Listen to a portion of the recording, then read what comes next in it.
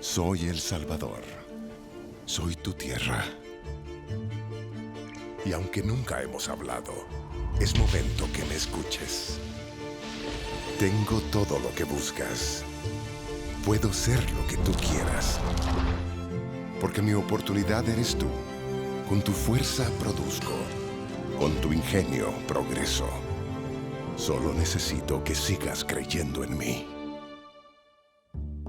Bienvenidos a un nuevo episodio de Focos, una revista de análisis y opinión hecha en El Salvador para salvadoreños y centroamericanos en Estados Unidos. Soy Karen Fernández, bienvenidos de nuevo. Y yo soy Saúl Hernández, les recuerdo que pueden visitar nuestras redes sociales en Facebook como Focos Oficial y en Twitter como @FocosTV. También nuestro sitio web focostv.com. Ahí encontrarán todo el contenido de estos programas. Iniciamos.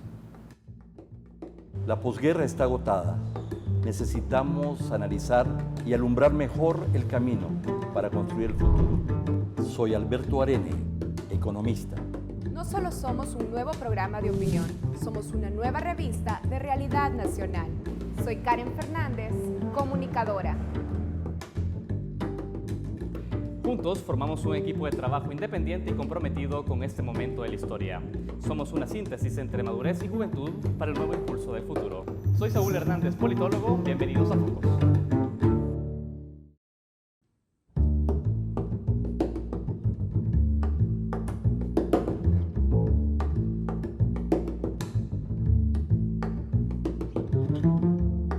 Isabel Dada, ícono de las artes escénicas de El Salvador.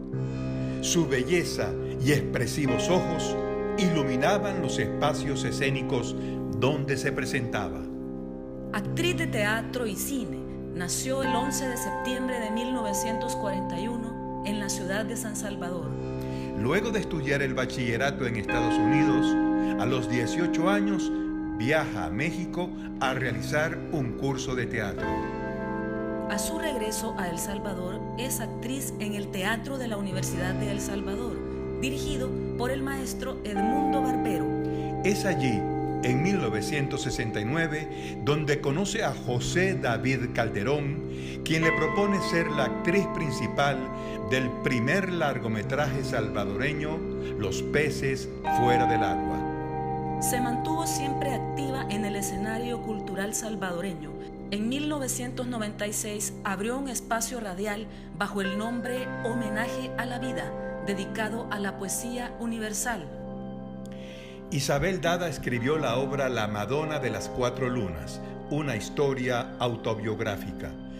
Por su destacado talento, en 1996 es nominada al Premio de Teatro Helen Hayes en Washington por su actuación en la obra Doña Rosita la Soltera. Su última actuación protagónica se da en el film Volar. La mañana del 14 de junio del 2017, en San Salvador, fallece Isabel Dada, dejándonos su legado de humanismo y los recuerdos de las memorables actuaciones que interpretó en su vida fecunda.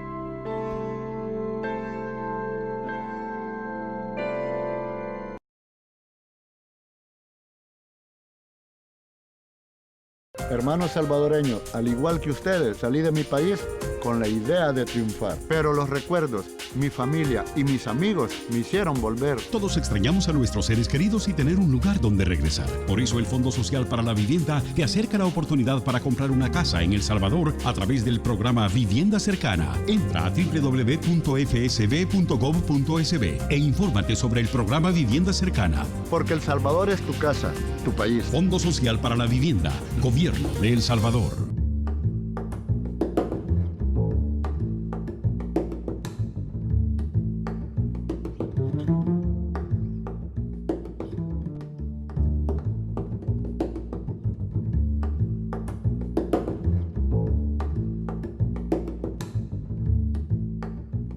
Bienvenidos a Altamar desde Washington, les saludamos, yo soy Peter Schechter y me acompaña mi colega Muni Jensen. El año electoral 2018, un año increíble el año próximo en América Latina. Hay elecciones por donde uno mire, en Chile, en Brasil, en México y en Colombia.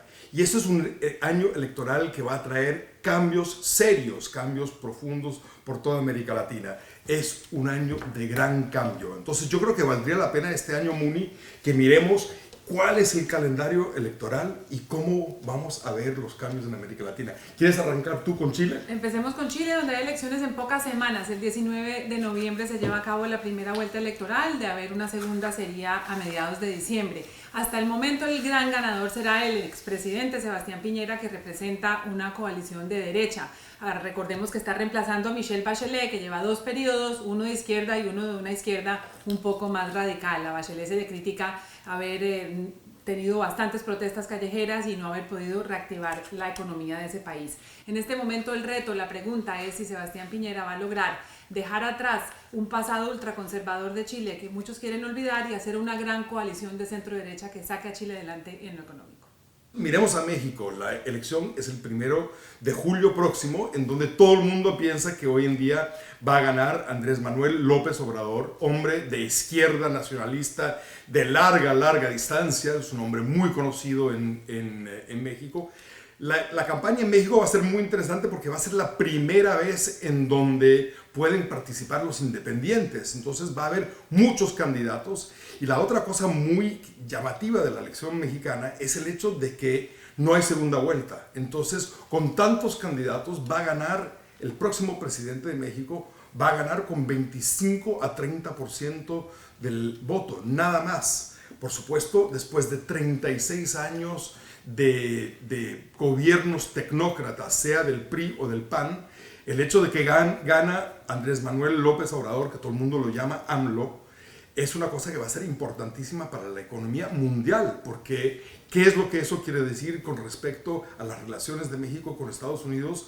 Va a ser importantísimo, pero seguramente van a subir las tensiones entre dos hombres muy poderosos que son AMLO y Trump. Pero en Colombia hay hasta la fecha 53 candidatos inscritos. Está completamente abierta la contienda y muchos hablan de unas posibles coaliciones que se formen, que podrían eventualmente llegar a la presidencia. Una gran alianza de izquierda. Recordemos, Colombia está saliendo de un difícil momento de proceso de paz. Se espera que la izquierda cobre algún tipo de valor político con un independiente que pueda haber a la cabeza o con algunos de izquierda más tradicionales. Luego hay un voto de establecimiento, de maquinaria, del expresidente Germán Vargas Lleras, que también promete, y también nunca olvidar los uribistas, el partido del expresidente Álvaro Uribe, que también al sacar un candidato a la luz tienen una gran posibilidad de ganar. Pero ahí realmente el campo está abierto para que entre una persona de afuera, que cualquiera de los 53, o por lo menos un porcentaje de los 53 tiene la oportunidad de ganar. El reto es un candidato que pueda cambiar la agenda en Colombia. La agenda ha sido dominada por el proceso de paz, que la gente hable, que el candidato y el presidente hable de temas como desempleo, como eliminar la corrupción, como cómo sacar adelante el país en lo económico. Y por último, el premio tamaño tonelada, que es el premio de Brasil. Y en Brasil tenemos todo tipo de preguntas que no podemos contestar. Y la pregunta más importante es, ¿va a poder participar en la contienda el expresidente Lula da Silva? Hoy en día está bajo investigación, no solo investigación, lo han nombrado como un culpable en una investigación de corrupción, pero necesita una corte de segunda instancia que confirme eso para inhabilitarlo para la contienda. Él tiene 20% de los votos hoy en día en las encuestas. El otro que tiene casi 20% es el candidato sorpresa, que es Jair Bolsonaro, un hombre de ultra derecha, un hombre que piensa que las mujeres se deben quedar en casa, es un hombre que piensa que los gays están cometiendo un acto criminal, un hombre que admira la dictadura en Brasil. Entonces la contienda en Brasil tiene todo tipo de perfiles. No hemos visto todos los candidatos. Yo creo que en el año nuevo, en enero del 2018, van a declararse unos nuevos candidatos que pueden también cambiar la contienda. Pero esto es, por supuesto, una contienda donde hay la posibilidad de que veamos una segunda vuelta entre una izquierda de Lula y una ultraderecha de Jair Bolsonaro. Monique, yo creo que la gran pregunta es, ¿estas 4 elecciones tienen algo en común? ¿Tienen algo que podríamos decir que hay unas tendencias. La tendencia es el cambio, como dijimos al principio, la desconfianza del pueblo con sus gobernantes, unos brotes populistas que algunos llegarán al poder, otros no. En algunos casos el final de la ola de izquierda que hubo en América Latina, con excepción de México, el continente se está volteando hacia la derecha, y también una economía frenada que necesita urgentemente una reactivación. Un increíble año electoral en el 2018. Y bueno, ya estaremos con ustedes acompañando todos los acontecimientos que van a pasar el año próximo. Un abrazo desde Washington, desde Muni y mío.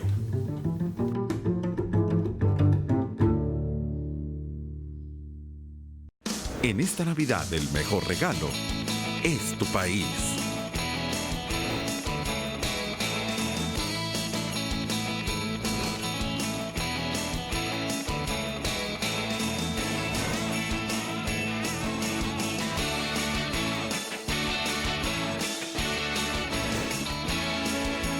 Disfrútalo. Felices fiestas te desean Pueblos Vivos.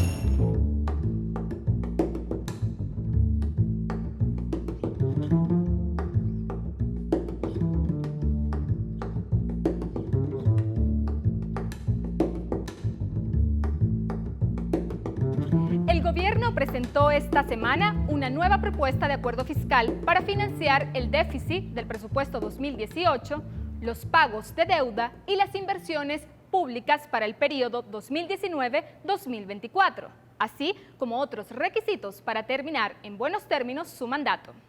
El Ejecutivo está solicitando $3.911.9 millones para cumplir con sus obligaciones, lo que representa 70% del presupuesto anual y cerca del 15% del PIB nacional.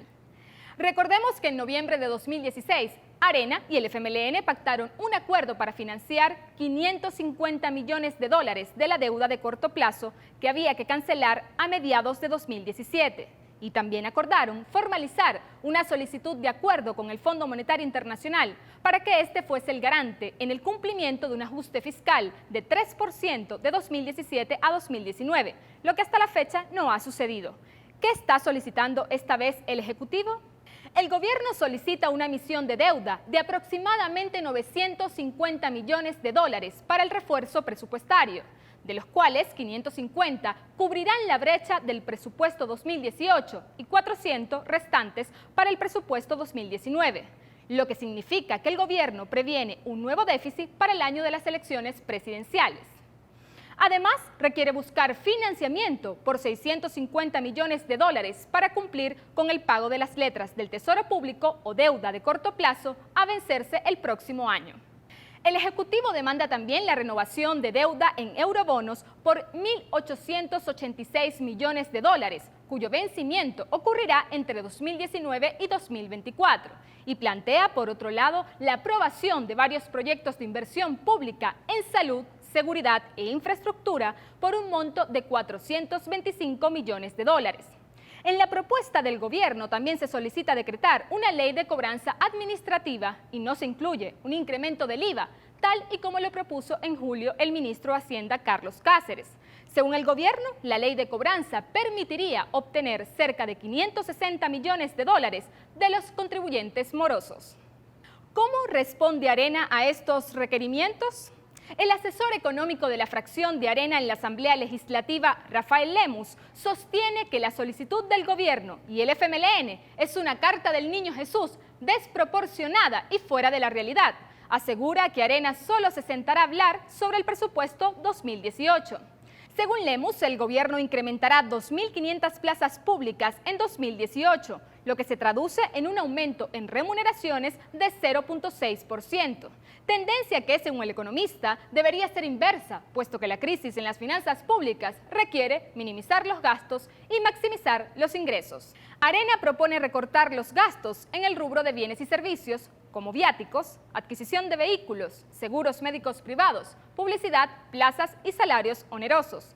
Egresos que consideran superfluos y que, según Lemus, disminuirán en $100 millones la brecha del presupuesto, cumpliendo así con lo solicitado por la Sala de lo Constitucional en su sentencia de julio de este año.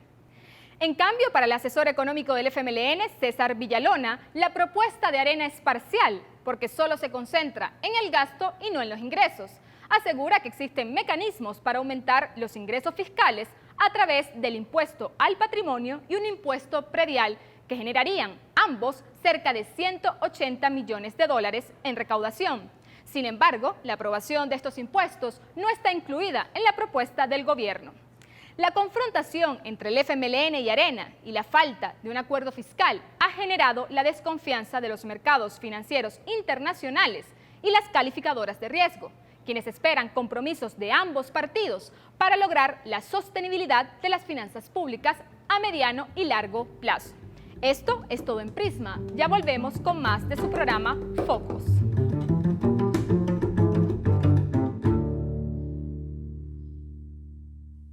Te conozco desde siempre. Y a pesar de todo, nunca hemos hablado. Pero no puedo callar más. Soy El Salvador. Soy tu tierra. Puedo ser lo que tú quieras. Porque mi oportunidad eres tú. Con tu fuerza produzco. Con tu ingenio progreso. Solo necesito que sigas creyendo en mí.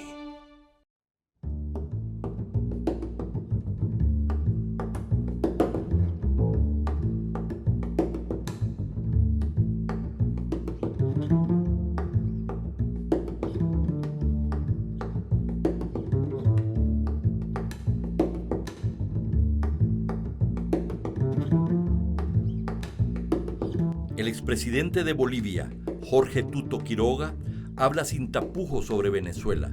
Asegura que el chavismo quebró al país más rico de las Américas, que estamos frente a un gobierno dictatorial y que la instauración de la Asamblea Nacional Constituyente en julio pasado fue una ilegalidad. ¿La Venezuela de hoy se puede calificar como el faro que alumbra el camino, tal y como lo expresó en una ocasión el presidente Sánchez Serén? Veamos parte de la conversación que sostuvimos. Este proyecto de 18 años, que empezó con una vertiente populista, mutó hacia una hegemonía para consolidarse y ya está en la fase de tiranía para perpetuarse. Hoy por hoy es una dictadura pura, dura, atroz, feroz, criminal, corrupta, inepta. Fíjate, Maduro, en sus 4 años de gobierno se ha contraído la economía una tercera parte. La inflación más alta del mundo. Criminalidad, 4 de las 10 ciudades más peligrosas desde el punto de vista de seguridad del mundo en Venezuela. Escasez que parece subsahara africano. Las madres las marcan como ganado en las colas de mercado mientras la inflación le devora la cartera. En la tienda, anaqueles vacíos. Poquito de harina, poquito de arroz. Salen los criminales, les asaltan. Cocinan a leña. Ha vuelto la malaria, ha vuelto la difteria. Las protestas ante esa debacle económica, ante esa catástrofe humanitaria, fueron respondidas por Maduro con una represión feroz. La oposición en diciembre de 2015, contra todo un ventajismo electoral mediático del gobierno, logra 112 de 167 diputados. En diciembre de 2015 estuvimos allá para apoyarlos. ¿Qué hicieron? Precipitaron renuncias en la Suprema, en la Corte Suprema, coparon la justicia con 35 designados a fines de diciembre, con el Congreso saliente que había perdido de forma inconstitucional, y sobre todo la Sala Constitucional del Tribunal Supremo. Esos jueces dieron un golpe porque al Congreso le hicieron 50 fallos en un año y medio para evitar que legisle, que fiscalice, que apropie recursos, que apruebe presupuestos, todo. Después del golpe continuado, castra el Congreso, cancela elecciones. El revocatorio del mandato de Maduro, cancelado. Elecciones de gobernador regional, canceladas. Ahora estamos en estos días en la fase final, aniquilar la República con una constituyente fraudulenta, que es un soviet a la cubana, una Corea del Norte en el Caribe, donde no es elecciones, es un cuerpo colegiado que es golpe. ¿Por qué? Porque 1/3 son sectores corporativos afines a Maduro y los otros 2/3 no es voto popular, es voto territorial. Un municipio pequeño, Alberto, de 3.000 habitantes, tiene el mismo representante que el municipio de 1 millón de habitantes o de 500.000 habitantes. ¿Por qué? Porque con 10% del voto Maduro, en una cuarta parte de los municipios, agregándole esto a los designados, voilà, alquimia dictatorial, mayoría de este soviet, para cerrar el Congreso, cancelar elecciones, defenestrar gobernadores e instalar una segunda Cuba. Eso es lo que está en juego ahora. Días después de tomar posesión, el presidente Sánchez Serén declaró que Venezuela es el faro que guía nuestro camino.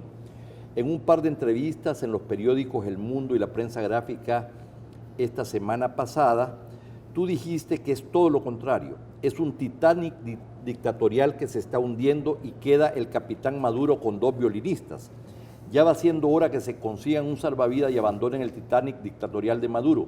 Es una dictadura inepta, corrupta, criminal, que ha destruido la economía, que ha dejado sumida a Venezuela en una catástrofe humanitaria, que está tratando de instalar un soviet a la cubana en el 2017. A aquellos que siguen en ese camino les digo, apúrense, quedan pocos salvavidas para salirse del Titanic de Maduro.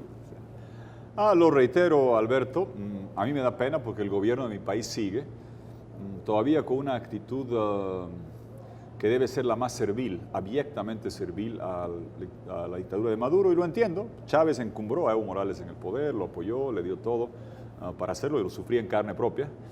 Chávez tenía un poderosísimo proyecto, financiaba campañas, movilizaba, tenía Telesur, daba dinero. Todos estos muchachos españoles de Podemos eran asesores de Chávez.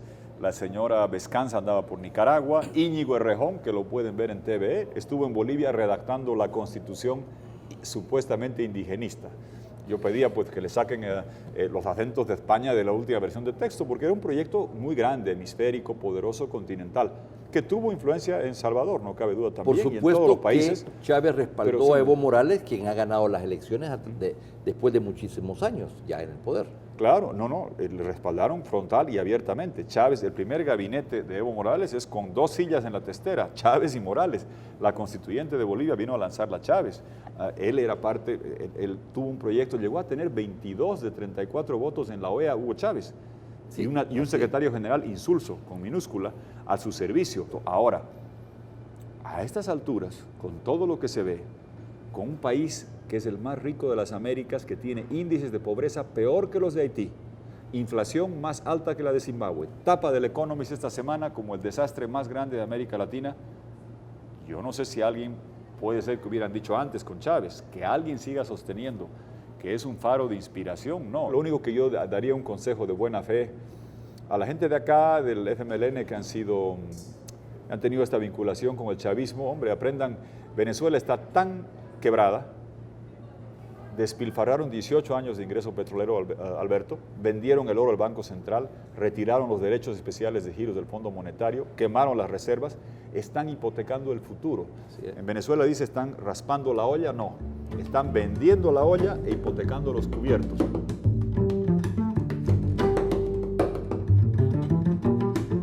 En esta Navidad el mejor regalo es tu país.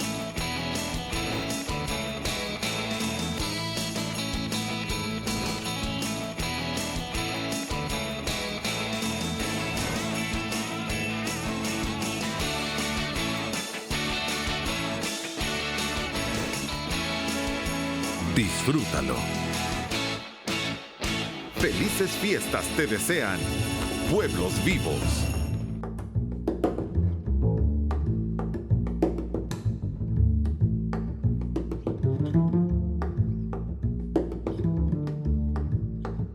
En los últimos años, la Sala de lo Constitucional de El Salvador ha incorporado a través de sentencias reformas al sistema electoral salvadoreño, que otorgan mayor autonomía a los votantes frente a los partidos políticos. 2 de ellas son la aprobación del voto cruzado y la despartidización de los organismos electorales temporales. Sin embargo, la implementación de estas medidas no está exenta de cuestionamientos. Conversamos con el abogado y político salvadoreño Rubén Zamora, quien asegura que estas sentencias violan la Constitución y que la Sala está mal interpretando las funciones que la Carta Magna le ha otorgado. Veamos. Sí, primero hay que decir una cosa, que aquí se confunde espantosamente en nuestro país. Creen que la Constitución dice que todos los que votan son iguales. La Constitución no dice eso. Dice que todos somos iguales ante la ley. Ese es el principio del constitucional. La igualdad es del voto, no del votante. ¿Por qué? Porque La Constitución no puede decir que todos los votantes son iguales. Unos son ricos, otros son pobres, unos son cojos, otros no son cojos. Somos todos distintos. Entonces, el tema se refiere no al votante, sino al voto. Es decir, al acto y a la estructura que es depositarlo. Eso tiene que ser igual. Usted no puede hacer unos más votos y otros menos. ¿Qué es lo que hace el voto cruzado en este caso? El voto cruzado lo que hace es que hayan votos que valen de un modo o de otro modo. Por ejemplo, y este es el problema que hay, ¿verdad? Si yo hago y cruzo mi voto, ya no me lo pueden poner para el partido. Entonces, ¿qué es lo que hace? Que ese voto que yo hago por fulano de tal, que es único, no vale como voto, vale como un 24avo de voto aquí en San Salvador, porque son 24 diputados.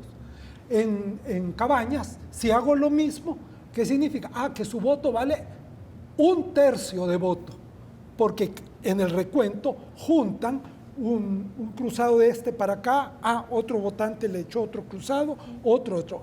Hay 25 que le echaron cruzado a este candidato, por lo tanto le damos un voto. ¿Ya? Eso implica espantosamente el conteo de votos, y por eso tuvimos el grave problema en la elección pasada, que fue un desastre, ¿ya? Que no se había visto nunca antes. Antes había fraudes abiertos. Aquí lo que hubo fue dificultad para contar los votos por este fraccionamiento. Y la Constitución no lo permite, dice igualitario.